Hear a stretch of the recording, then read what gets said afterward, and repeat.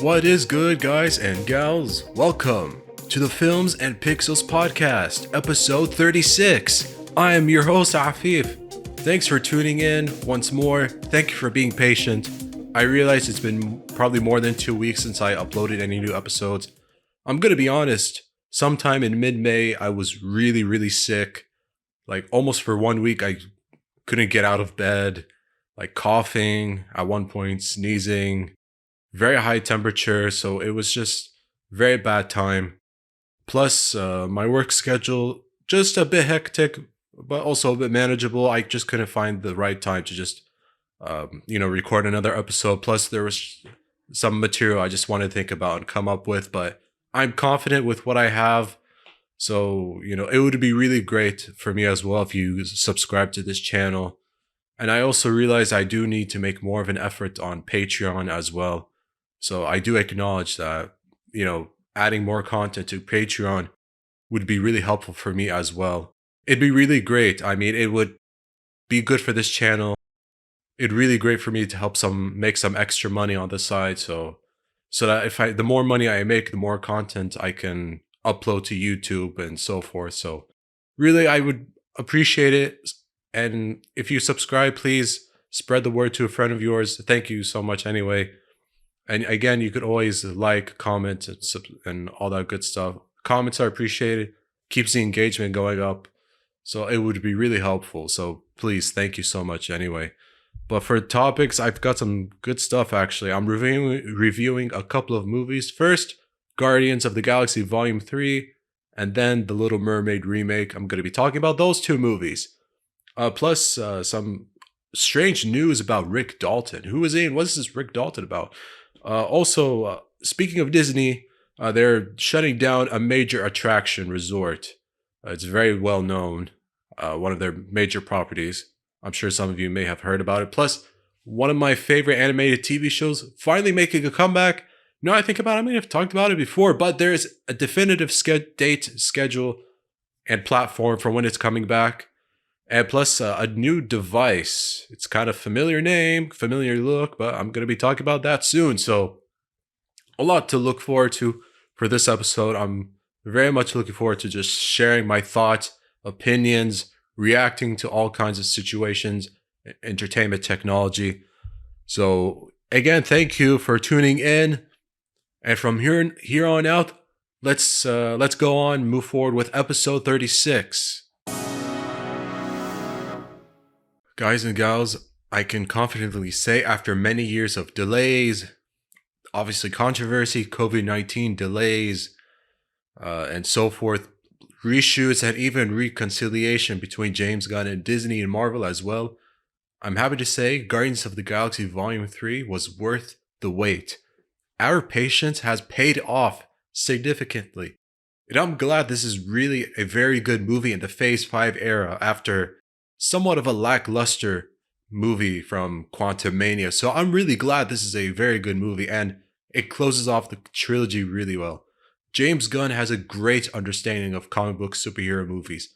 You saw his work in The Suicide Squad and also Peacemaker as another example. And he's done well with the Guardians of the Galaxy and really turning these somewhat unrecognizable characters, invincible, if you want to call. I don't want to say invincible, but sort of like very unknown, unpopular characters since 2014 into household names, and he has done so once again. So this is an excellent movie, and I'm glad it's in theaters and not shoved aside on Disney Plus like some sort of TV special or whatever. I didn't see the holiday special for Guardians of the Galaxy that came out, but I'm really glad this movie is in theaters. Anyway, I'm really glad that this is an excellent movie.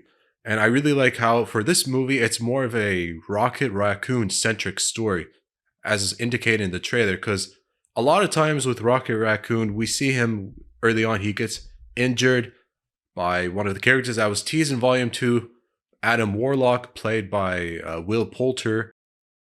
And now the whole adventure is set on Guardians trying to save Rocket Raccoon while Peter Quill, still having emotional problems, drinking, dealing with the loss of Gamora and also the strange reappearance of Gamora from 2019's Endgame, the 2014 version of Gamora, once again played by Zoe Saldana, excellent as well.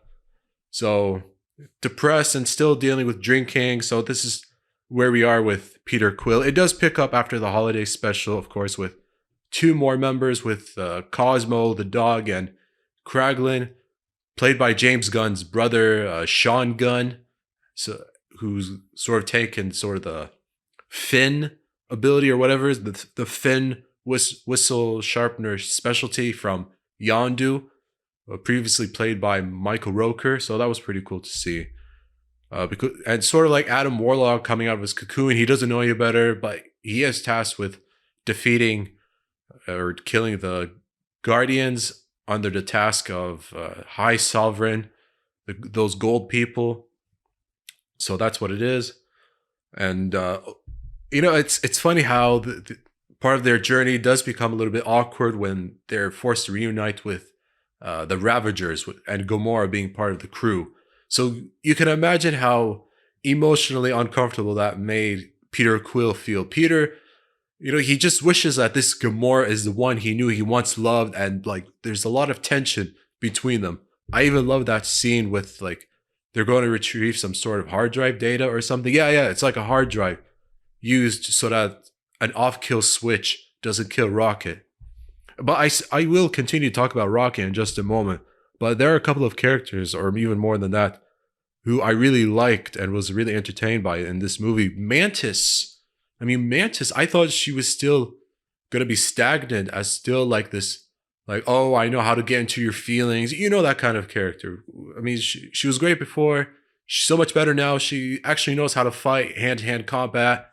She's actually so much wiser. She tried to go through with Peter Quill trying to reunite with his family from Earth. That's something I really liked. I thought that was a nice development from her. So that was really great to see as well.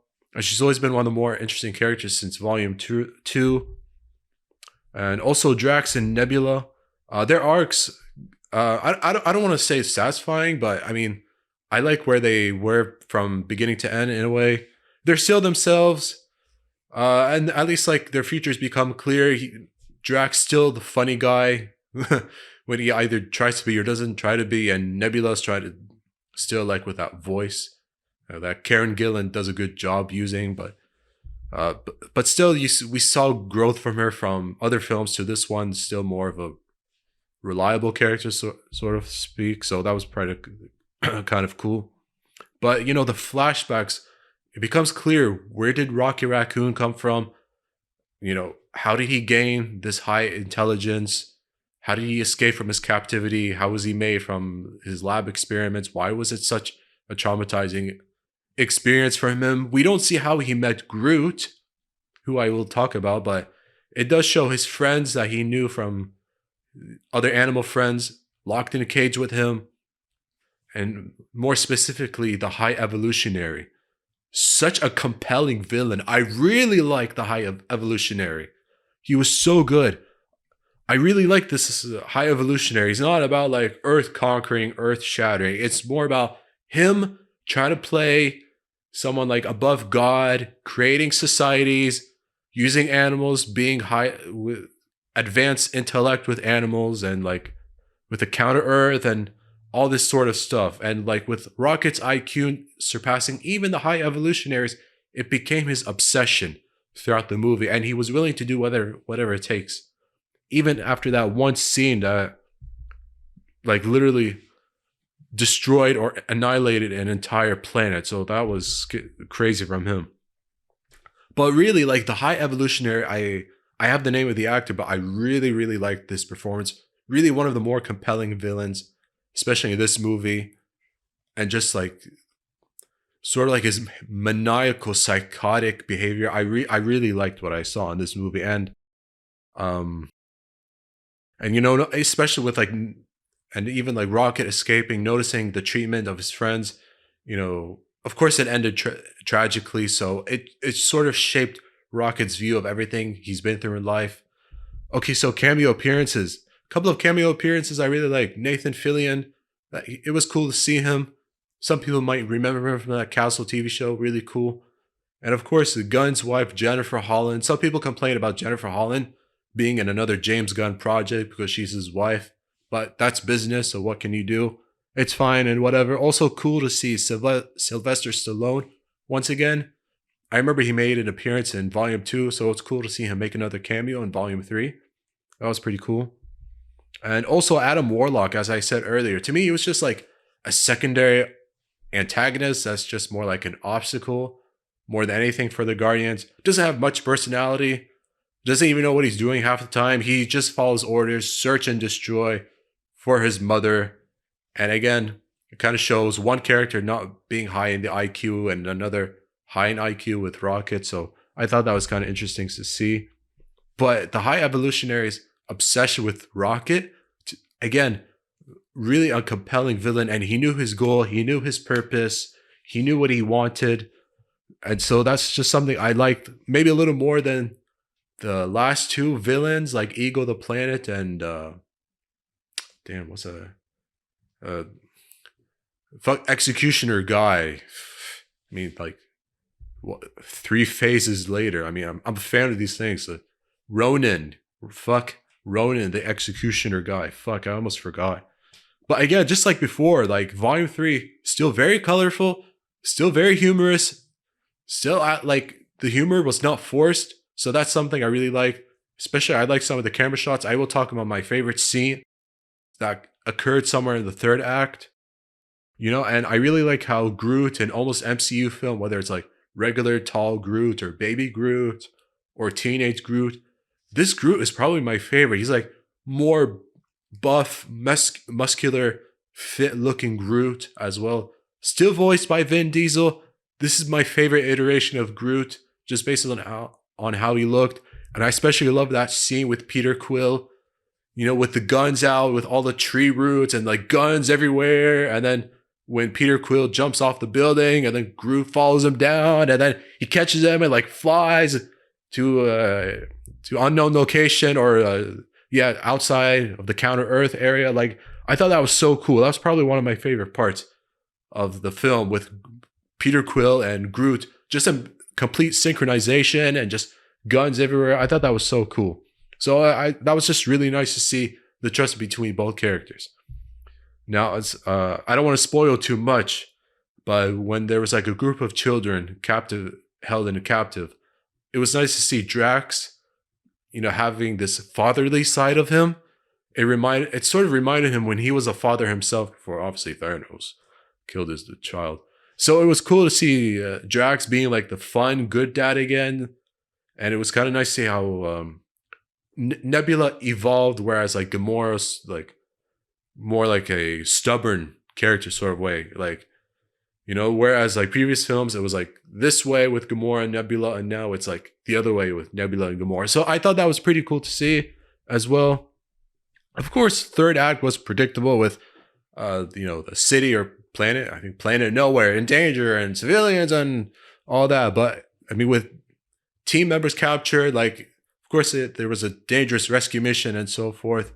But yeah, my favorite scene, as I said, was like the whole Guardians team fighting all those soldiers in that hallway with, man, I wish I remembered that song, but that was a good song that really fit that whole vibe and was like really like done in one take shot, which really reminded me of the Daredevil TV show.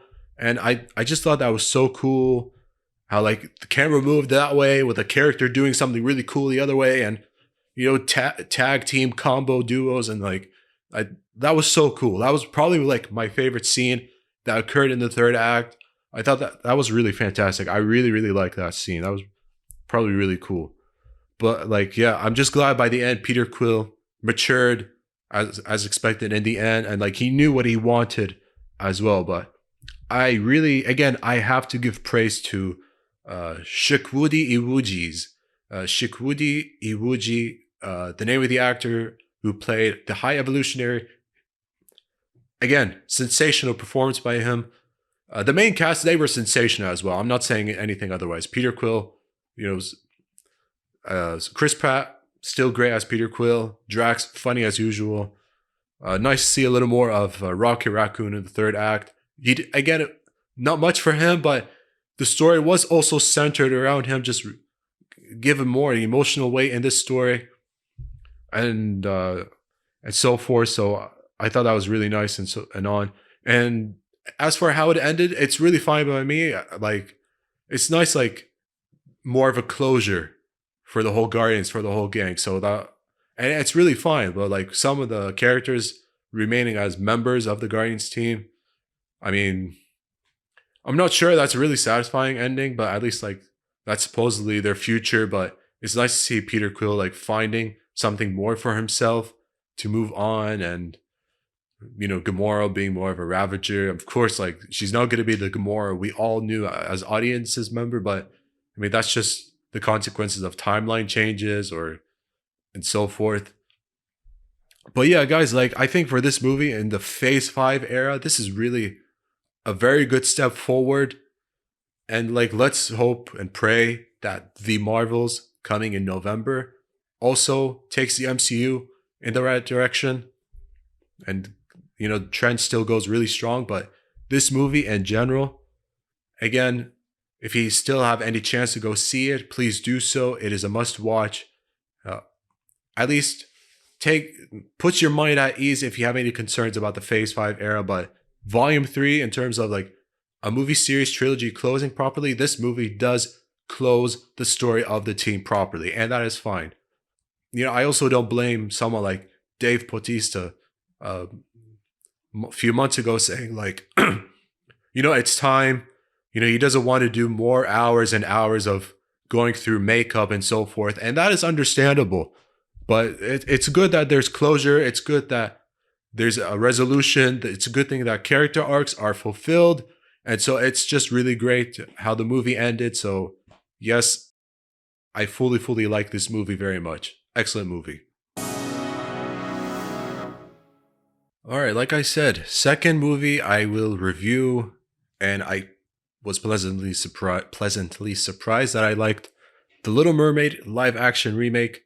I'm gonna admit I had some skepticism watching this movie and walking to this movie theaters thinking like, okay, this might be middling, somewhat mediocre. I just, because I can't help but see now as Disney's business practice of cash cowing all these live action remakes, and most of them middling results, like less than stellar results for these movies. Like, it's just cashing on our nostalgia and really no creativity, whether it's Beauty and the Beast remake or the Lion King remake.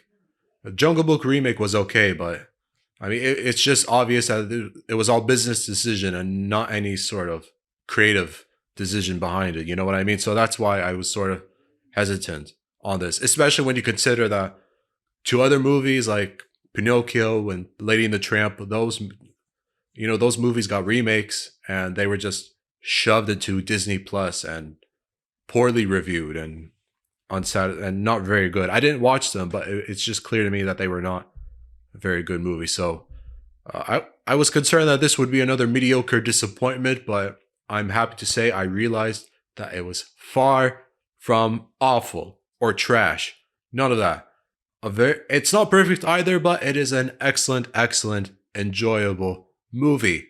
So it's been in theaters for maybe a couple of weeks now, but regardless of a few flaws, it is definitely an enjoyable and excellent Disney film altogether.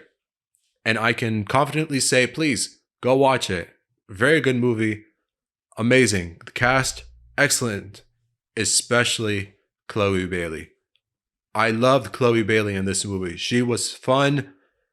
She has her wonderful personality shined. She's bubbly. I really liked that about her, and her singing voice. Oh my God, breathtaking. Especially her performance for her song, Part of Your World, or Part of Our World. Excellent piece. Like, excellent singing performance. I was wowed by her voice. I've heard maybe a song or two with her sister Hallie, but it was related to Game of Thrones. But she was excellent in this movie. I love the casting. I love that her hair is just locks, and I love that whipped back. Funny, I saw a video just earlier today. It took her 20 takes to perfect it because it really hurt her neck. But I mean, I loved the casting, her performance, everything. Like anything about uh, racist racial complaints, it's complete horse shit. Really unnecessary. It like really like an amazing mermaid, amazing actress, singer. Like she to me, like you could say not the perfect casting, but I could easily say a great casting choice for this role. So yeah, her take on part of your world was really the highlight song of the whole movie. Despite like a couple of other songs, or actually three familiar songs from the cartoon, like this one that she performed, probably like the best of the whole film. So that, and I really love, again, like I said, I really loved that her bubbly personality really shined. Uh, Just a loving character, it just makes her really likable as well. So I really can't wait to see what the Bailey sisters do later on and how much more success they achieve throughout their careers. It's just going to be fun to watch. But the old songs coming back were really nicely composed, excellent, and so forth.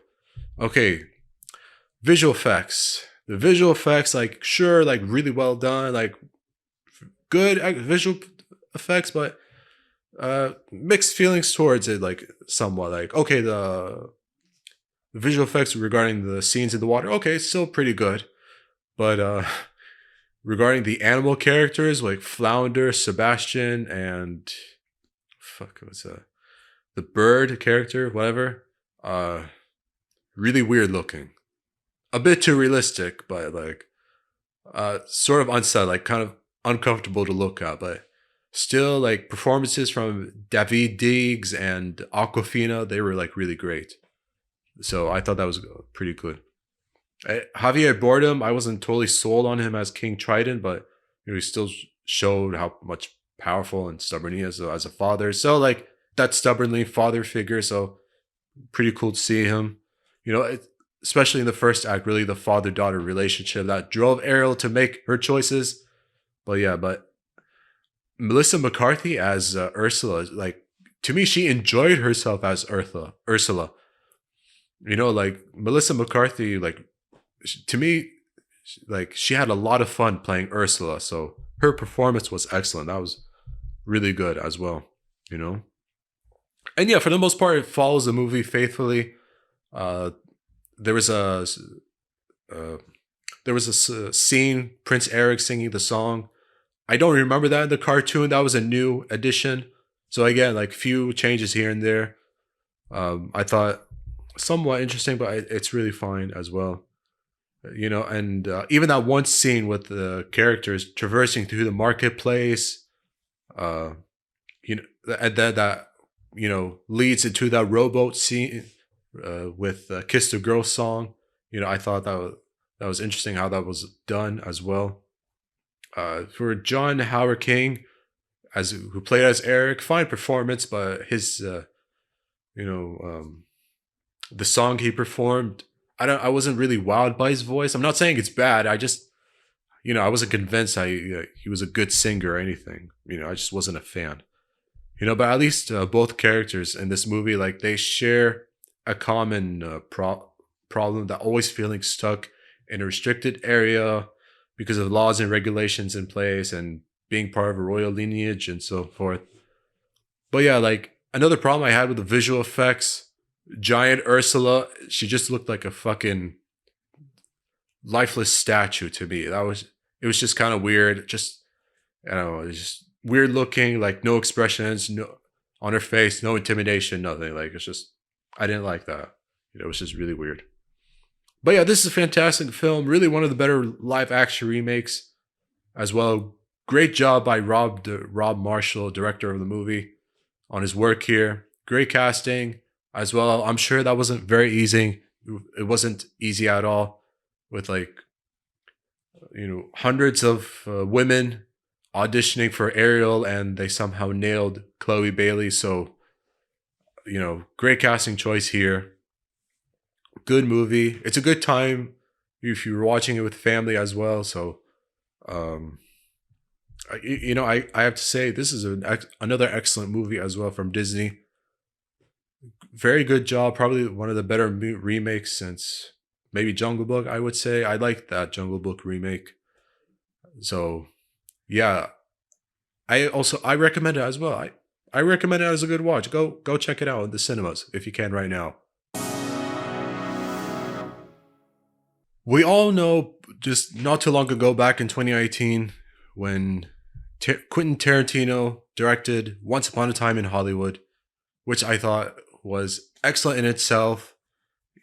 And again, like I always say, not entirely perfect, but a very, very excellent Quentin Tarantino movie. He likes to drag movies in long, slow paces and disturbingly violent movies. And this one is no exception. Obviously, Once Upon a Time in Hollywood, another one of those movies. But what I really liked is that it gets a chance, actually gave me a chance to really know Sharon Tate. I never heard of Sharon Tate until watching this movie. I thought she was a fictional character.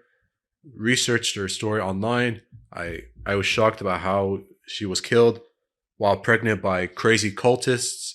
And in this movie, sort of like an alternate reality as well, like how she's survived that whole encounter alive and everything like that. Like pretty cool of like an alternative story from a tragic reality as a cinematic experience. I thought that was really cool from Tarantino, like I said.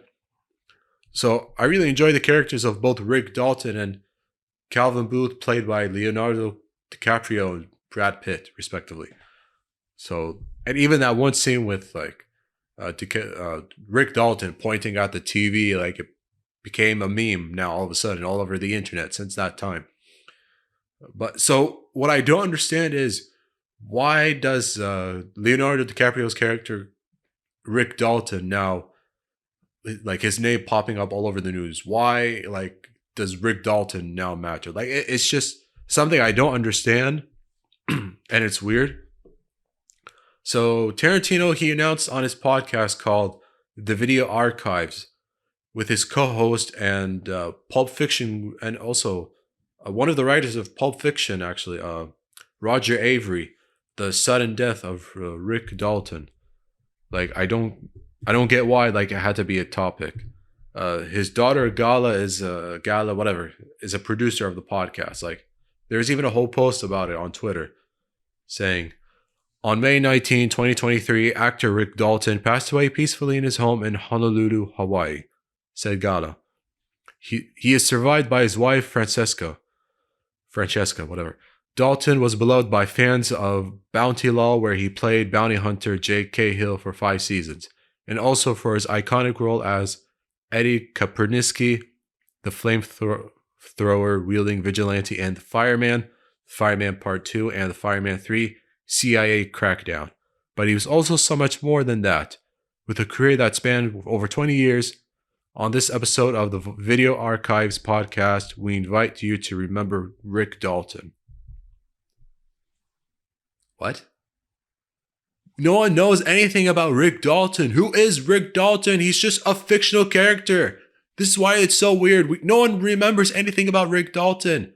Why are you suggesting that we take some time to remember someone who doesn't exist?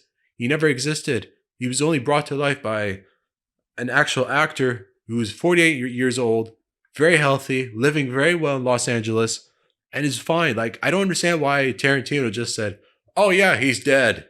Let's just kill him now. He's dead.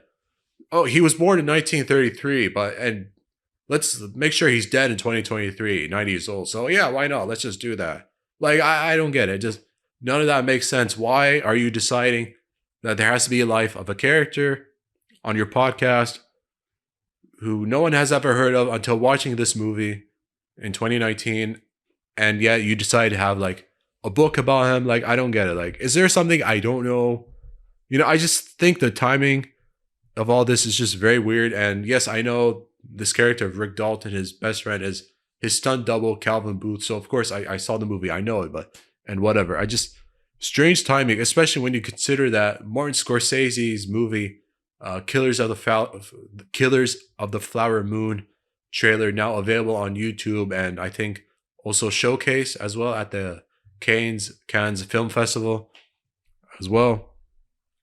And there's a lot of movies appearing there, you know, as well. So there's like, anyway, for Rick Dalton, a list of movies that's like not real either. So I don't understand what the whole point of this. Like, it's just I think Tarantino's trying to take some attention away from Scorsese. I don't know if that's the deal. I really doubt that. I'm not gonna speculate. I just think the whole time it's just really strange, really awkward. But why there needed to be like a whole episode or a Twitter post about Rick Dalton? He's dead now. Let's celebrate. Let's remember him. Yeah, he was a great actor. Yeah, but guess what? The audiences just met this character like 5 years ago. So 4 or 5 years ago, we barely know anything about him. But like, yeah, it's sad he passed away. But hey, we just met him once, so let's take some time to remember him. Have you seen The Fireman? No, but we never heard of it until now. So like, yeah, great. Let's waste our time remembering someone who we've never heard of and he's not real. But yeah, look, I don't mean to be insensitive about, it's just like the same way everyone loves, Luke Skywalker and Han Solo. So let's remember those characters. But like, come on, like really, was that necessary at all in the first place? Give me a break. Anyway, whatever. I haven't heard an episode of the video archive, so maybe I should, just to get some perspective on what the whole thing is about. I'm sure it's about film and cinema. So, and Tarantino, an excellent director, despite his weird foot fetish and his obsession with violence. But movies like Pulp Fiction, that's probably one of his, and Jackie Brown, like those two movies I can think of, like two of his best classics. Those are one of the greatest classic films ever. Still very relevant today. But this whole thing with Rick Dalton, I don't get it for the life of me, but whatever, I'm not going to obsess over it. All right, so for the past 18 months, Disney opened a resort, an attraction resort called Star Wars Galactic Star Cruiser. It was actually announced like all the way back in 2017 and finally opened in March 2022. Now, all of a sudden, Disney have announced that they're going to shut down one of their most ambitious projects.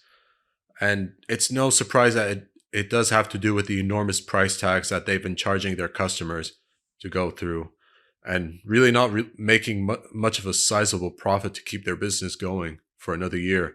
And that's understandable. They did say that their last Star Cruiser trip for Star Wars is going to be from September 28, 29, and 30 of this year.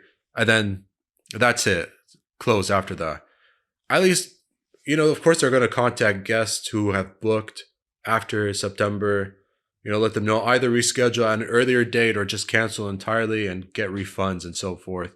And of course, it's obviously like really apparent, like it's not sustainable. It's not a sustainable business project just to go through for like a third year of another Star Resorts, Galactic, whatever, like another Star Wars resort attraction thing.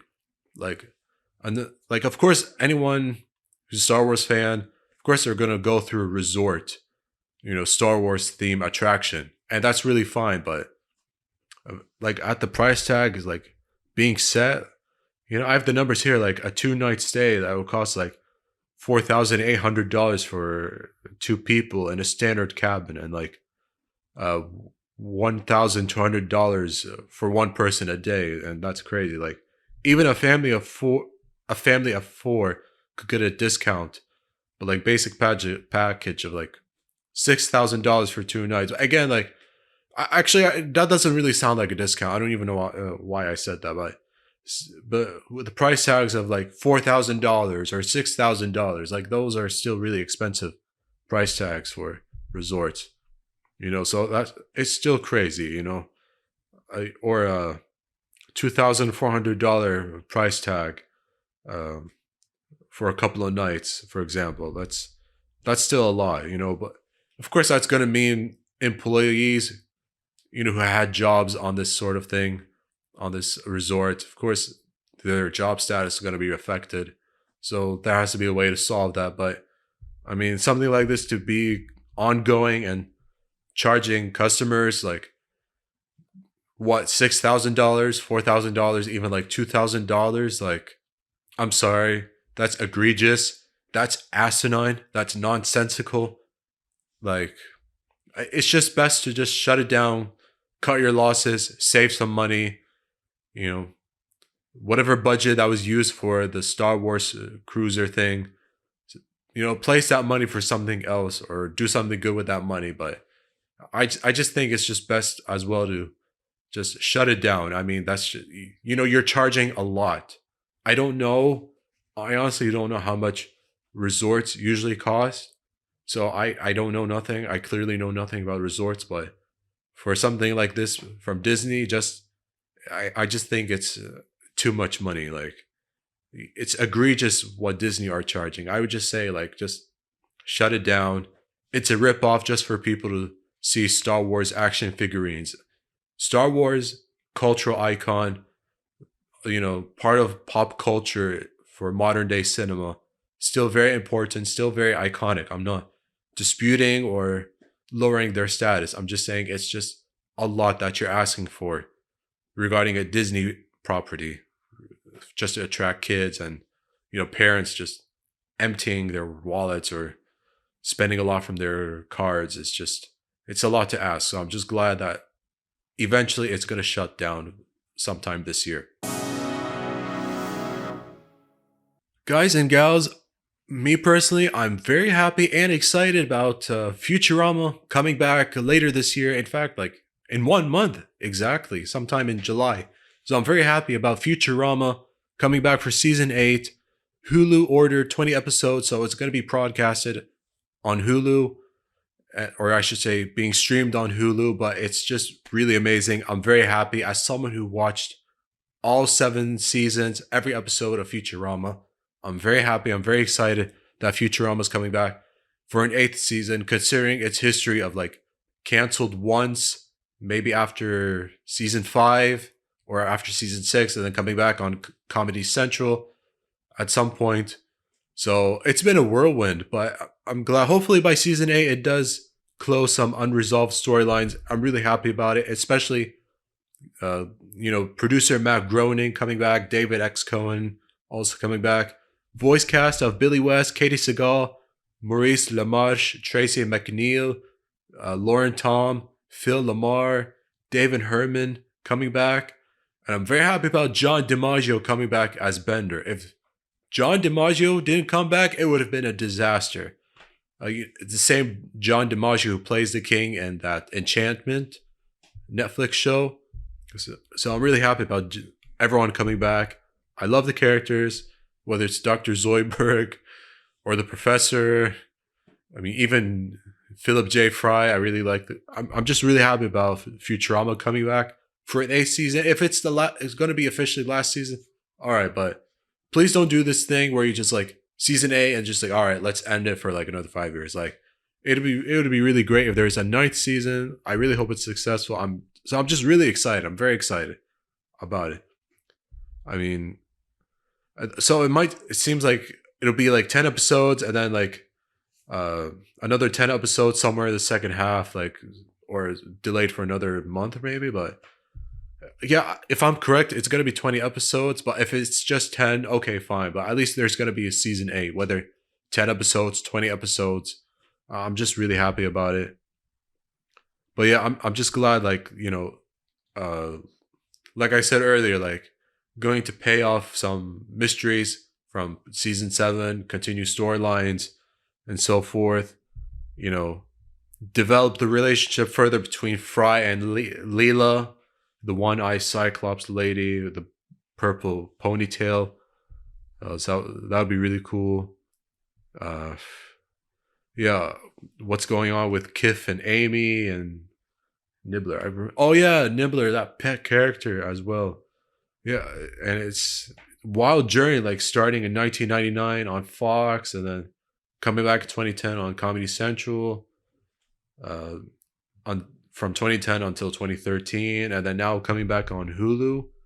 I mean, hopefully like those season 8 does get like a physical release, but between like going on Fox and Comedy Central and now Hulu, like it's been a wild journey. Like, I have to say, like, for Futurama to only now like go through season 8 and then the Simpsons still going on like season what 35, 36, with its quality declining. Like I actually wonder who's still watching the Simpsons. Like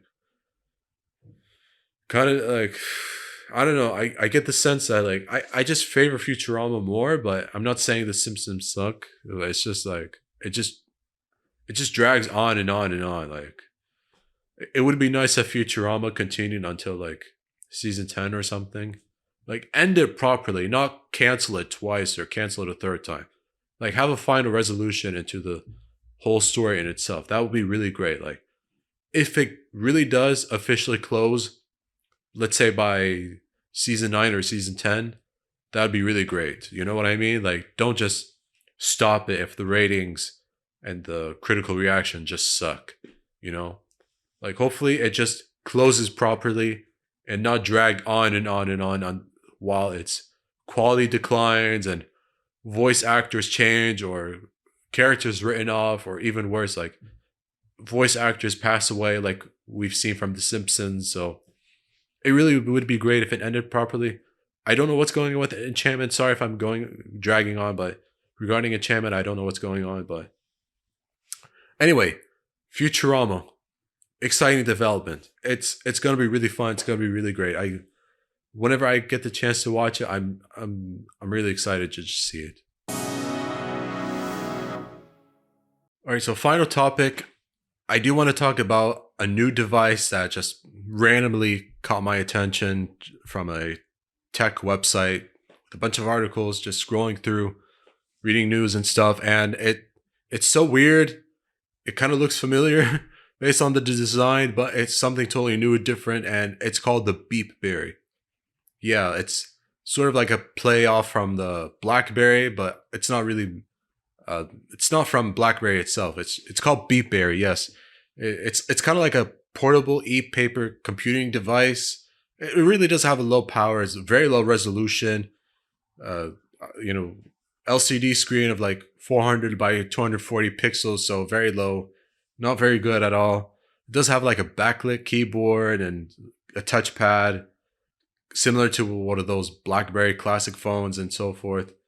But it can be ordered with a Raspberry Pi 0W and so forth, with a 2000 mAh battery supply juice. And you have to, for some reason, you need to 3D print your own case or whatever. Like have a one of those 3D printers that can create your case for you and whatever, that sort of things. Sort of weird, uh with RGB LED notifications, and like of course with USB-C port. It's just sort of weird, and you need to be supplied with micro SD card for storage and so forth. It's good that it's not very expensive. I'm not sure if it's worth it at like $79, but considering like modern calculator, phone mixtures, whatever, like it's not really meant to be like a smartphone. It's just like a computer slash calculator mini phone sort of. I don't know. It's just like it might look kind of like a BlackBerry, but it's just sort of bare bones as well.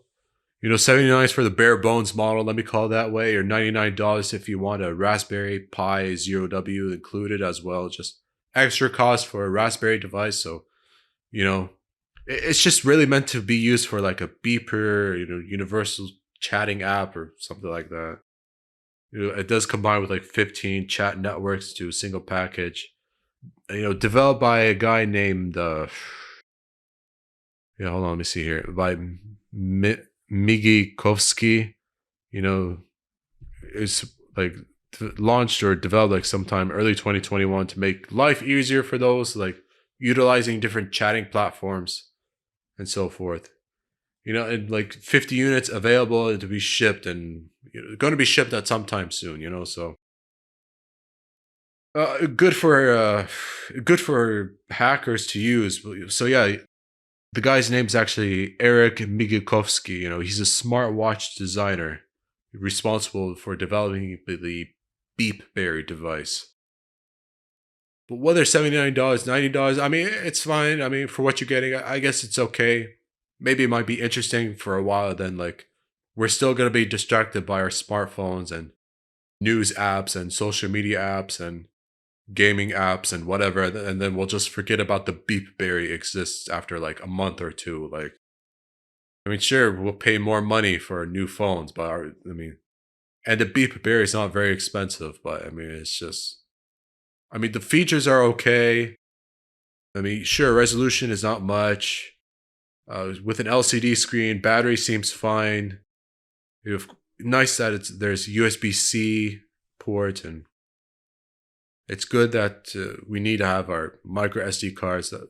Micro SD cards are always very good and reliable, and Raspberry Pis are always very, very well known, very reliable handheld devices and so forth. But like the Beepberry, based on the picture I saw, it kind of looks like a BlackBerry, but it's not a BlackBerry, which is kind of funny and weird at the same time. But kind of like a mix of a calculator and a watch sort of thing, but not really used for phone calls, I suppose. I mean, I'm not sure if it'll catch on. You know what I mean? I doubt that very much that it's just going to catch on in popularity worldwide, but it's cool that there's like a little companion device, sort of as like a calculator that can do multiple things. But then again, with calculator apps on our phones, it'll be very tough competition, but I admire the effort made to sort of be innovative while capturing some sort of a level of nostalgia for former BlackBerry users, especially since now the smartphones itself very rarely available on the market with Samsungs and the iPhones, the Huawei's, HTC's, Google Pixels, Sony Xperia phones, and whomever I'm missing on the smartphone market, still very popular compared to BlackBerry, from very little to non-existent market, especially since going from their own software to Google Androids. But the Beepberry, good effort, but I'm afraid I see moderate success at best going forward. All right, guys and gals, that's pretty much it. That's all the topics I've covered that I want to discuss for this episode. So if any of you have watched and listened from beginning to end, like, really, thank you so much. Thank you for just taking the time from your busy day. Thank you for just, listening to my thoughts, my opinions, my reactions to everything going on. It means a lot. And really, please, please, I can't emphasize how much it would mean a lot to me if you just subscribe. I'm not asking for any more than just click that subscribe button. It would really help me tremendously. It's just, it's a boost for me, especially. It really means a lot. And if you have any comments, it would be great. Just any comments, good for engagement. Like this video if you really enjoyed what you saw. So thank you so much if you did. And thanks for watching and listening to the Films and Pixels podcast, episode 36. I'm your host, Afif. Good day and good night.